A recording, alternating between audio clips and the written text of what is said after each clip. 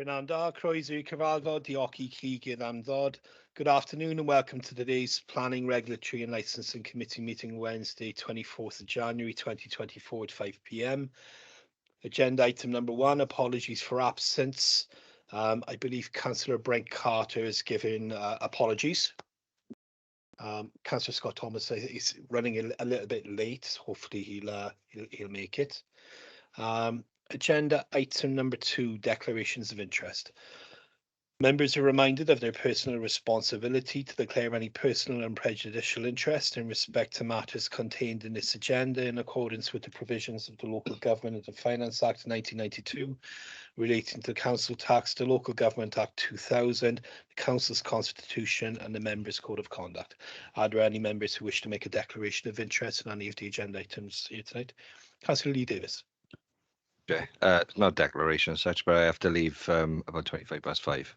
Thank you. Thank you, Councillor Lee Davis. Okay, nobody's indicating. Agenda item number 3 is P/23/0196, former Merthyr Tydfil General Hospital, High Street, Merthyr Tydfil.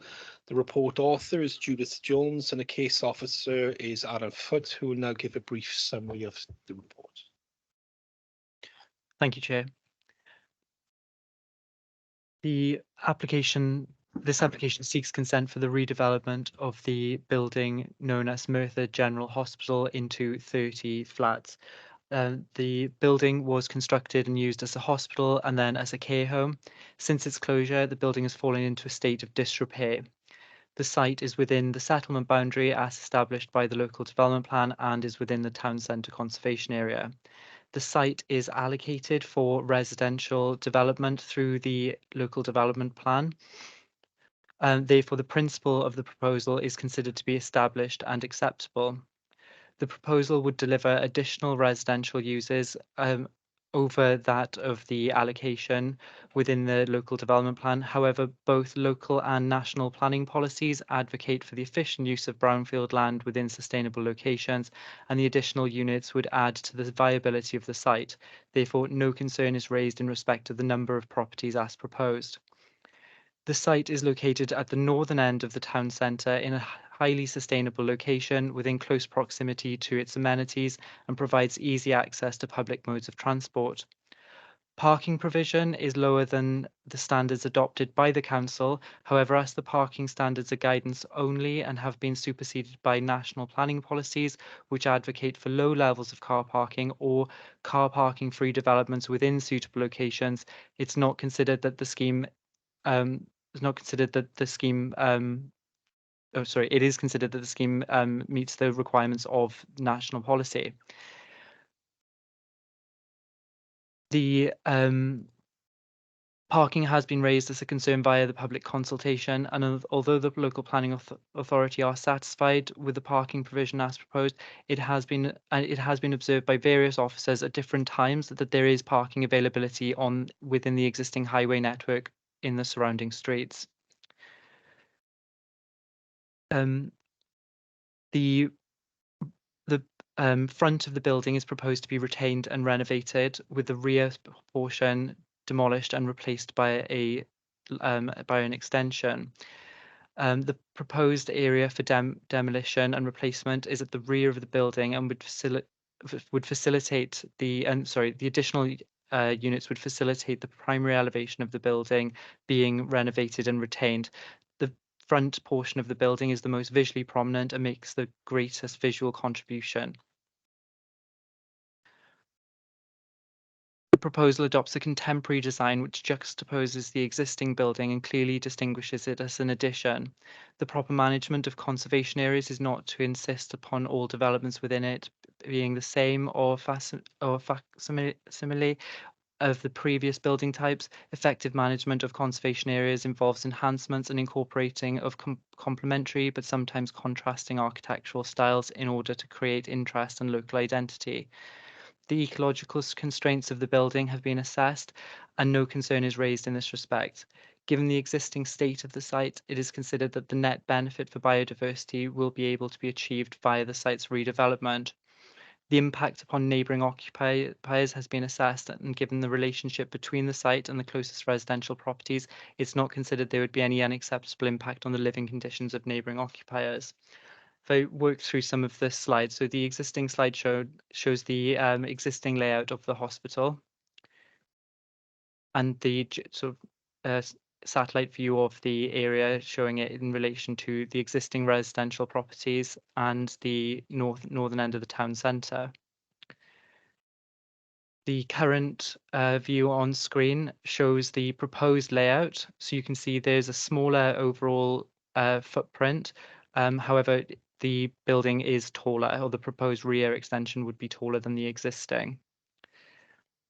These are the two footprints side by side, just for information. You have the proposed layout, proposed east and west elevations. These images show the proposal and the extent of demolition proposed. So you can see how much of the building would be replaced and the additional scale of the building as to be proposed. And that's from the western elevation, the same.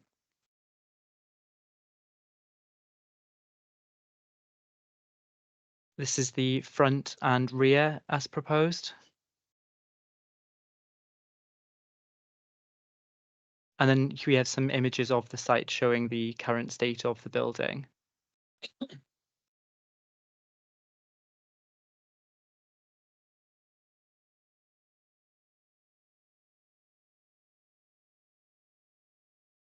And I believe, yeah, and that's it. Thank you, Chair. The recommendation for the proposal is for approval. Thanks, Chair.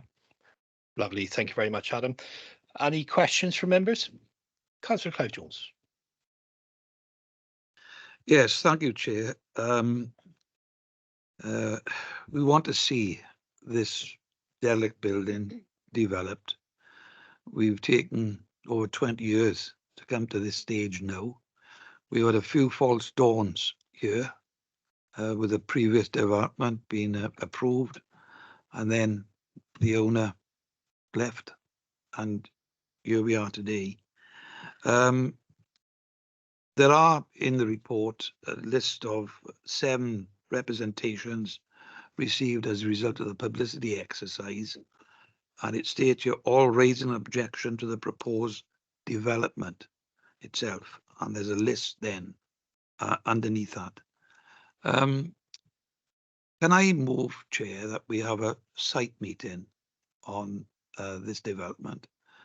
And I would wish to have the representative of the engineering department there, because there are particular issues that have been raised, and one specifically is parking. It is a real issue there. So I don't want to delay development here, but there are in the emails or letters received particular issues there that I think that needs to be discussed. We give the opportunity then of residents attending the site meeting if they wish to hear what's the questions being asked. So, as I said, I'd like to move a site meeting, please, Mr. Chairman. Okay, Clive. Can I just check with Geraint that where we are with questions? I've got no problem with site visit at all. But if we go and have a site visit and then come back, what questions can be asked or can't be asked? Any questions can be asked when we come back. All I was going to ask Councillor Jones was, you've mentioned highways issues and you've asked for the highways officers. Is there any other officers or any other concerns that you would like? The site visit? I don't think so. I haven't seen the ecological surveys that's been mentioned there. Mm-hmm. So I got, no reason why, but the ecologist could not be there because it's been raised in there. And as I said, I haven't seen the survey, so I don't know what that says. So just the ecologist then and the highways manager or the traffic engineer. Well, I think that I'd like to see the engineering manager himself there. Yeah, it's probably Martin Stark anyway. If it's highway, if it's traffic. In time it's finished. Okay. Well, if we just say the highway then, highways department, and it's to do with traffic concerns then. It's parking. to do with parking. Yeah. There, So we can make sure we've there got. is a real issue here. It was raised in the last development. It's been raised again. Yeah. And I'm aware of where the objections the residents are objecting to, and some of these are very close to the building. No, So, I'm quite happy with that, Councillor Jones. It's primarily the traffic engineer. well, whoever's the appropriate officer that can have an input into questions on site. Yeah. Which may well be similar questions when we come back to committee. Yeah, that's fine. Just need someone to second it, don't you? Would it be okay as well that when the dates come back and members are agreeing the dates, that if Clive or any other member on the committee thinks that somebody else should be in attendance, an officer or anything, that they put forward it then as well, that provision is made for the other officers to we need to make sure that they were in attendance at the meeting, because you can't have two site visits. So you'll just need to liaise with the Democratic Department as to a suitable date once it's been seconded and voted then. Yeah. Councillor John Thomas. Yeah, thanks, Chair. Yeah, just on that point there, it says under the consultation, South Wales Police, no objection, but comments provided. Would they be to do with sort of any highway issues, or would it be something else? No, they came back. It was there were some comments in relation to parking, but it's in relation to design. So their primary concern has been around security, other comments in relation to what boundary treatments would be used, things like that, to make sure that the site is secure in terms of prevention of sort of antisocial behaviour and crime. Yeah. But their comments they should be available on the public access to view. So their comments are available online, but it's not. They haven't given specific comments in relation to parking provision or design. That's that's not their remit, but they wouldn't ordinarily comment on such matters. Yeah, lovely. I just asked the question in case they needed to be at the site visit if it was something to do with that. Okay, thanks. Okay. Councillor Clive Jones has asked for the report. Seconder? Happy to second that. So Michelle Jones seconds that. We're going to take raise hands on the vote, if that's okay. And this is for a site visit. Okay, and that's unanimous, that is. Okay. Agenda item number 4, P/23/0197, land adjoining south of Swansea Road to the east of Winebank Court and northwest of Old Winchfire Road, Swansea Road, Merthyr Tydfil. Again, the report author is Judith Jones and the case officer is David Cross, who will now give a brief summary of the report. Thank you, Chair.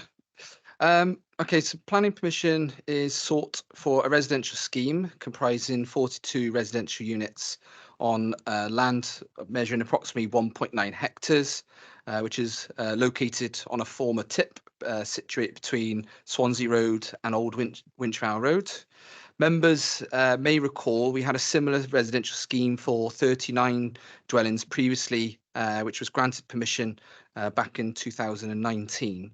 The overall layout and design of the current proposal is essentially very similar to that previously considered. The development would comprise of largely 2-storey dwellings with a small number of bungalows and it would include a mixture of house types to provide a range of 1 to 3 bed units, as well as a couple of 4-bed units. It's proposed that a new vehicular access would be constructed off Swansea Road to serve the development, which would be constructed to adoptable standards with the appropriate turning facilities and parking. The development would also include a new link to an active travel route, which is also currently under construction along Swansea Road.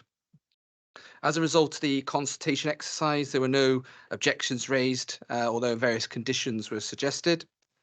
Following the publicity exercise, 14 objections were received from the local residents, which highlighted various concerns as summarised in the report on page 22. Since this report was prepared, further representations have been received from 4 of the residents, which had previously raised concerns as well. In summary, the points that they highlighted was that they considered the site was not suitable for social housing. There were concerns that the flats on plots 26 and 26 to 29 could give rise to privacy concerns, and that they would recommend that they would change to bungalows instead. Concerns that the flats would be located close to large privately owned properties. There was some concern that if bats were to return within the site and they would occupy existing properties, who would then be responsible to remove them. There remain concerns in relation to ground stability and water runoff from the site. There was some commentary about the use of dormer windows being introduced and how that's not been allowed elsewhere. Just for the purpose of the presentation, to note that there are no dormer windows. There were initially, but they were removed as part of the negotiations with the developer. There were concerns in relation to the outlook of the development along the lane, which would be fencing, which was the concerns were that it could be vandalised or become deteriorated due to weather and things like that. It was commended that the ecological impact and mitigations were being taken seriously. It was also noted that there was an increase in dumping at the site, and there was questions regarding whether Merthyr Valley Homes had actually purchased the private lane, and if so, would they then be responsible for its maintenance? As far as I'm aware, I'm assuming, given that it forms sort of part of the red line boundary here, but as to whether they've purchased the site at this stage, I don't know. But in terms of the proposed development, as I'll show in the next few slides, the lane itself is not being utilised to serve the development, so that would be separate. The concerns I've just outlined, they've largely been addressed already in the considerations of the report, and I'm of the view that there's no new issues that have been raised that would otherwise change the recommendation that's been put forward. As set out in the report, the principle of the development is deemed to be acceptable, being it's an allocated site for residential development, which has previously benefited from planning permission for a similar scheme. The development would also make a significant contribution to the delivery of much needed affordable housing within the borough, and that's something that the Strategic Housing Department has supported as well. The general design and layout is deemed to be acceptable, and would not appear to be out of place within the surrounding area, which is a varied context. And as I say, the general design is very similar to that previously considered. The development of the site would have some impact on the surrounding properties by its very nature, particularly during construction, which can be reasonably minimised through construction management plans and construction hours. There will be some impact in terms of the relationship between the proposed dwellings and the neighbouring properties. However, taking into account the siting of those properties, their orientation, it's deemed that the impact on residential amenity within that urban environment would not cause significant harm. The development does not give rise to significant highway safety concerns and would include, as I say, an improved link to an active travel route. There would be the potential for harm to protected species, notably reptiles, together with the loss of some of their habitat in order to deal with the ground conditions. However, appropriate mitigation measures would be secured by condition, along with the habitat restoration in key parts of the site. It's acknowledged that the site, being a former tip, does present, potential ground stability concerns. However, it's been adequately demonstrated that suitable engineering solutions can be implemented to address those concerns. So for the reasons set out in the report, it's been recommended that the application be approved, subject to the conditions on pages 32 to 36. So just to go through some of the slides. So the aerial view, when it comes up, gives a bit of context to the site, taking its time. So you can see that the majority of the site is a plateau with a grassed area, and along the perimeters then you've got trees and vegetation, particularly at the sort of the northwest corner. There's a lot more vegetation there, but there's also identified knotweed as well, which would need to be removed. So this is the overall layout that's being presented. As I say, you can see the access coming off Swansea Road. The access via the lane is on the western side, which there's no through traffic from the site onto that road, so that would remain unaffected. The areas then to the northeast and to the eastern part of the site, that's where you would have some reprofiling works of the embankments there, which are quite steep, to make them more gradual, and the reptile habitat environments would be reinstated there, as well as some native planting along the perimeters of the site. The sections here just show a couple of points through the site. You can get a sort of a flavour of the type, the design of the houses there as well. As you can see that there's various parts. The dotted blue line is the existing ground level. So you can see in various parts the levels would be reduced to accommodate appropriate profiles and serve a better form of access into the site. These sections give you a bit of an understanding of the embankments, which largely run along the sort of the southeast to the northeast boundaries. As you can see from the dotted line, the embankments would be regraded, so it's a more gradual slope rather than what's there now.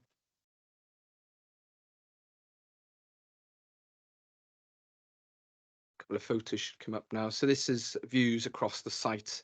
So the photo on the left is a view from the southern part of the site, just off the private lane, looking across the plateau. Similarly, the photo on the right is from the opposite end, looking more towards the north western part of the site. So the land itself, as you can see, is fairly undulating, but overall it's a large plateau. So these next photos give a bit of a perspective of the levels of the site in relation to its surrounding area. So on the left, you can see the steep slopes, which has collapsed in places, revealing the material below. You've got at the very bottom there a concrete channel watercourse. On the right hand side, that shows the relationship of the site with Swansea Road.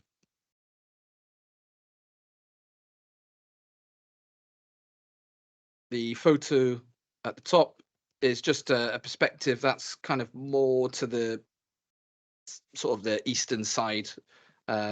As you can see, the intention of that photo is just to show the varied context. So within the vicinity of this site, you have a number of bungalows. Some have got large dormers introduced, and then in the backdrop there, you've got a mixture of 2-storey and townhouses, which are like 3 stories. And the photo at the bottom is just to show the principal approach into the site. So roughly where that white car is in the background there, just a little bit beyond that, that's where the access into the site would be.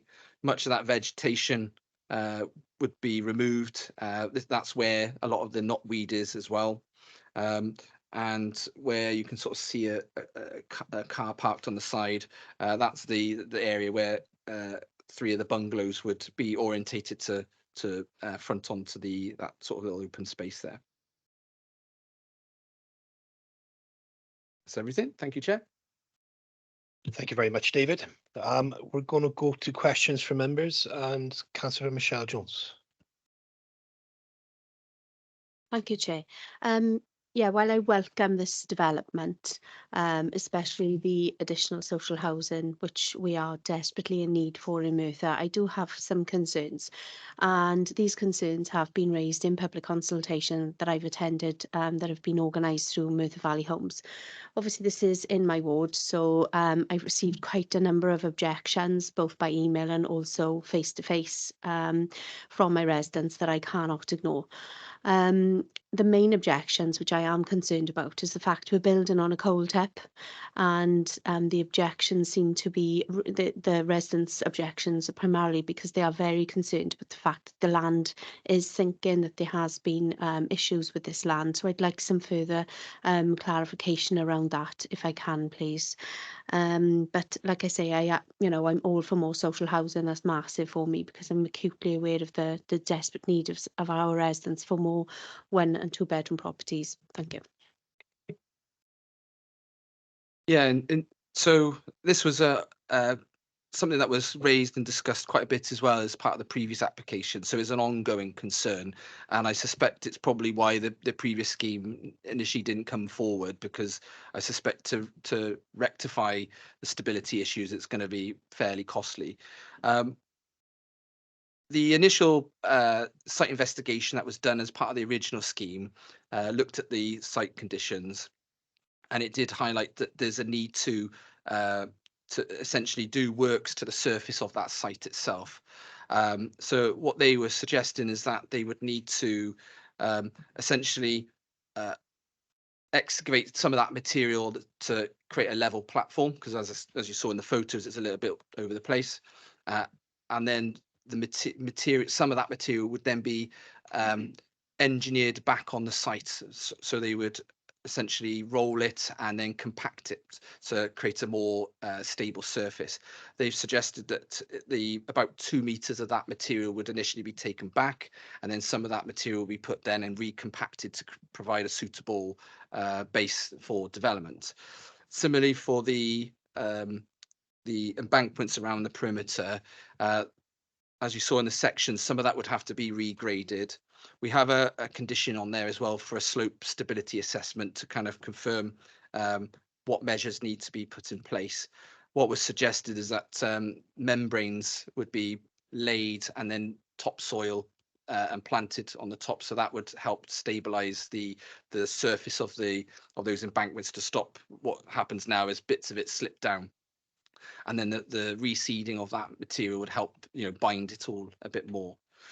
As part of this application as well, they investigated each of the plots. They drilled where each of the residential plots would be, and the report itself was satisfied that there was no old iron workings in that area, which may otherwise be another source of stability concern. And they were satisfied that due to the lack of any evidence of the iron workings in that part of the site, the only thing they really recommended was, as I say, is the pulling back the surface of the site and then relaying it in a more compact way. What they suggested in the report is that there wasn't a need to do any drilling or grouting, which is, if there are voids, that would be one way of trying to address that. So on the face of it, based on the reports that we've had, the engineering reports, they seem to be satisfied that an engineering solution is there to ensure that the site can be developed. We've got conditions on there for more information to confirm that and to set out more precisely what measures they are going to follow through with. And the head of engineering and highways seems to be satisfied with that approach as well. Thanks, David. Michelle, did you have more questions? Nope. Any other members with questions? Councillor Clive Tubby. Just going to ask, what reptiles are they expecting to find up there? Because it's like an old tip. It doesn't strike me as like being a nature reserve, really. I think in this instance it was slow worms was the main thing that Oh, that was potential. But yeah, I mean, there's a variety of different reptiles that could be there. I think the initial surveys that they done revealed that they were that there wasn't that anything particular present, or not in any sort of, the population size was quite small. But because of the timing of the survey and things like that, it couldn't be discounted that there were no reptiles there. So there's a condition. The Merthyr Valley Homes have got land elsewhere, so that if that during the clearance of the site, if any reptiles are found, they can be captured and translocated to a more suitable habitat, while the development is going ahead. Councillor Clive Jones. Yes, thank you, Chair. I've been up to this site on the previous application, which was a few years ago now. And frankly, I'd never been up on that area ever. It's from memory that there's quite a bit of shale there as a result of previous workings. It seemed to me to be a lot of shale there, but clearly the developers had a company in to go through that, carry out their surveys. I think you mentioned drilling in a number of places. So can you confirm that they will have to move quite a bit of that shale around, or remove perhaps a lot of it off-site? From my memory, there's quite a bit of it there.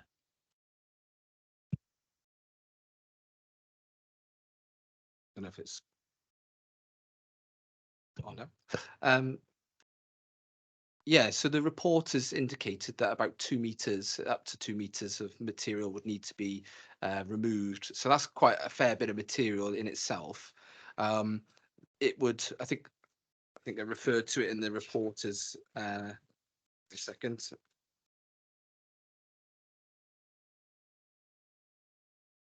Turn and compact is, I think, the term that they've used in their report.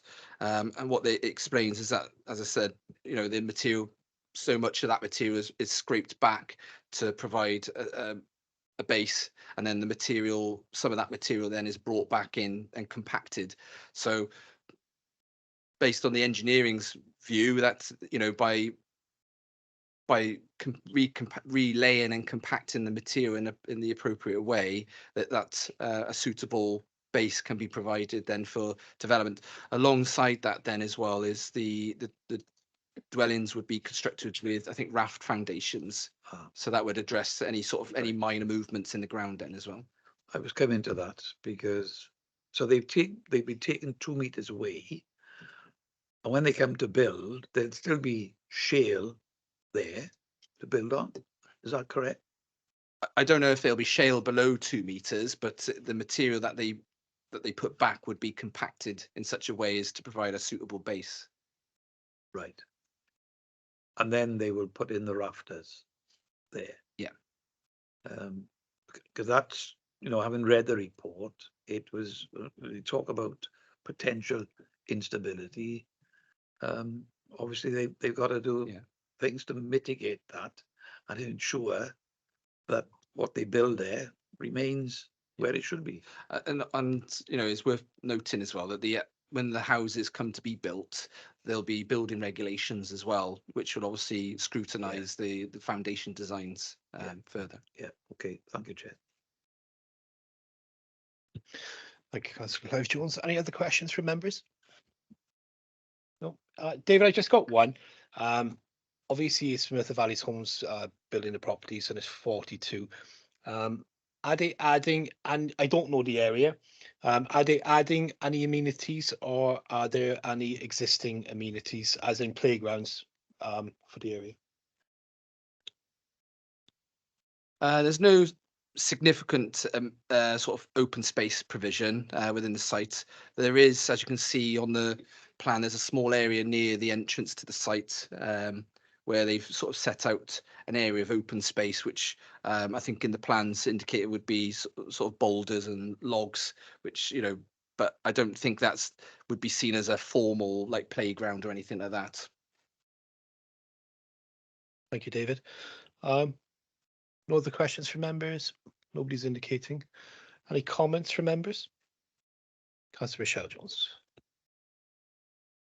Unfortunately, I am going to have to vote against this, just based on the residents' feedback that I've received. But I am personally, I do welcome the social housing aspect of things, but I do have to take into consideration all the residents that have contacted me and have raised their concerns. Thank you, Councillor Michelle Jones. Any other members with comments? No? Okay, I'm going to take it to the vote then, please. So we'll have to raise hands again. So we'll start with all those against. Oh, sorry. Who'd like to propose? And Councillor Malcolm Calder in a second, as you remind me. Yeah, lovely. Yeah, lovely. Okay, so Councillor Clive Tavy proposed it, and Councillor Malcolm Colburn seconded. And we'll take it to the vote. So all those against, if you please raise your hand. Okay. All those abstaining, please raise your hand. And all those for the recommendation, all raise your hand. Okay. That's a majority and that's carried. Okay. Thank you very much, members. Agenda item number 5 is an information report. It's the planning applications that have been dealt with under delegated powers. Agenda item number 6, any other business deemed urgent by the chair? I have none. Agenda item number 7, I declare this meeting closed. Thank you.